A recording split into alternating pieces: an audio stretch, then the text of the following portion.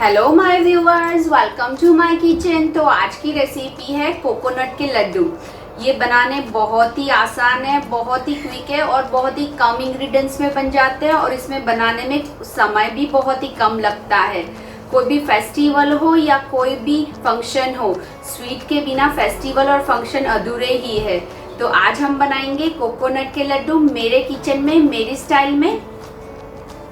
तो कोकोनट के लड्डू बनाने के लिए हमें चाहिए 2 cups of desiccated coconut, 2 tablespoon of ghee, 3/4 cup of condensed milk, 1 cup of milk,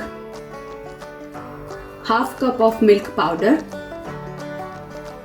2 tablespoon of saffron milk.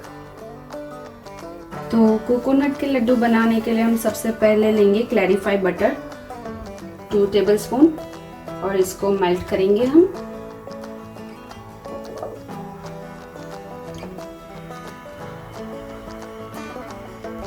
तो अब हमारा क्लैरिफाइड बटर मेल्ट हो चुका है, तो अब हम डालेंगे कोकोनट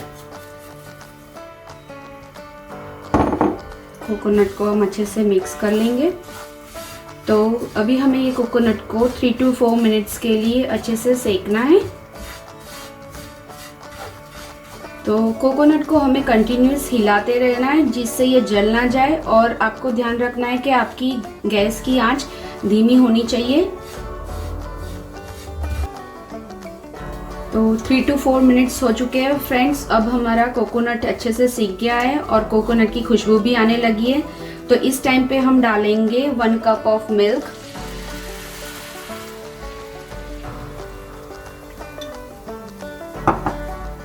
अभी मिल्क को हमें अच्छे से स्टर करना है, मिला लेना है इसको अच्छे से, और जब तक मिल्क पूरा इवोपरेट ना हो जाए तब तक हमें इसको अच्छे से स्टर करते रहना है। और इस टाइम पे आपको गैस की आंच मीडियम पे कर देनी है और कंटिन्यूसली इसको स्टर करते रहना है। तो अब हमारा मिल्क इवोपरेट हो चुका है, तो इस स्टेज पे हम डालेंगे मिल्क पाउडर। मिल्क पाउडर डालने से क्या होगा फ्रेंड्स कि हमें ये कोकोनट के लड्डू में एक बाइंडिंग मिलेगा।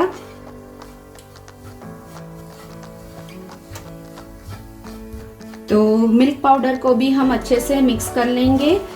और अगर फ्रेंड्स किसी के पास मिल्क पाउडर नहीं है तो आप मिल्क पाउडर के बदले 1 कप एक्स्ट्रा मिल्क ले सकते हो, पर मिल्क पाउडर अभी इजीली मिल जाता है ग्रोसरी स्टोर पे, तो आप कोई भी ब्रांड का मिल्क पाउडर यूज कर सकते हो। अब हम डालेंगे फ्रेंड्स कंडेंस मिल्क। मैंने कंडेंस मिल्क 3/4 कप लिया है।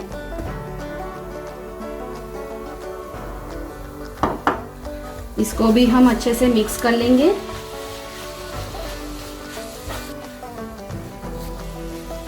अगर फ्रेंड्स आपके पास कंडेंस मिल्क अवेलेबल नहीं है तो आप उसके बदले भी 3/4 कप ऑफ शुगर यूज कर सकते हो।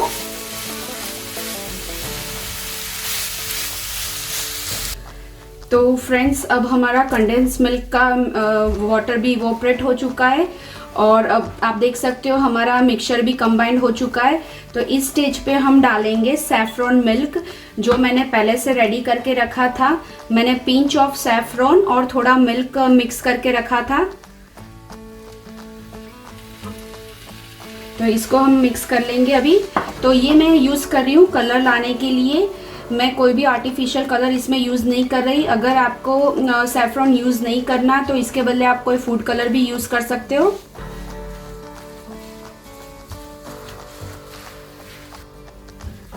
तो फ्रेंड्स आप देख सकते हो कि सैफरॉन डालने के बाद हमारे मिक्सचर का कलर लाइट येलोइश आया है, पर अभी हम इसको 2 to 3 मिनट्स के लिए और भूनेंगे, जिससे क्या होगा जो भी कलर होगा थोड़ा और गाढ़ा होगा।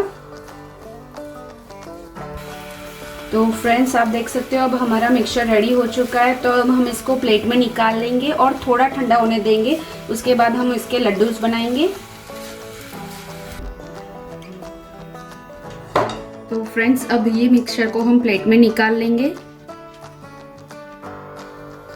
और इसको ठंडा होने देंगे 10 to 15 मिनट्स के लिए।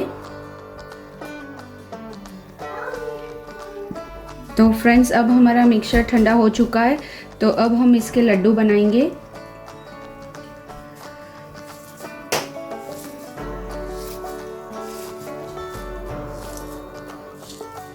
तो फ्रेंड्स आप देख सकते हो कि लड्डू अपने शेप कितने अच्छे से ले रहे हैं। तो अब हम ये लड्डू को ड्राई कोकोनट में रोल करेंगे।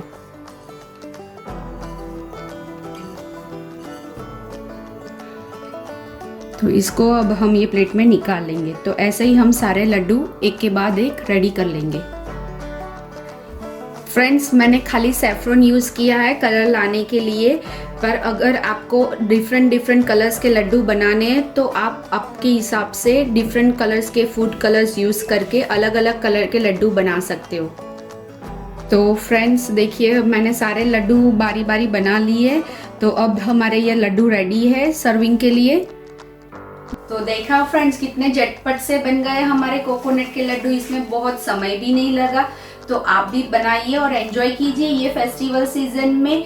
और अगर आपको ये मेरी रेसिपी पसंद आई है तो don't forget to give me a thumbs up, share my video. और अभी तक आपने मेरी चैनल को सब्सक्राइब नहीं किया तो go and subscribe my channel. तो फिर मिलते हैं एक नए वीडियो के साथ, तब तक के लिए बाय, टेक केयर।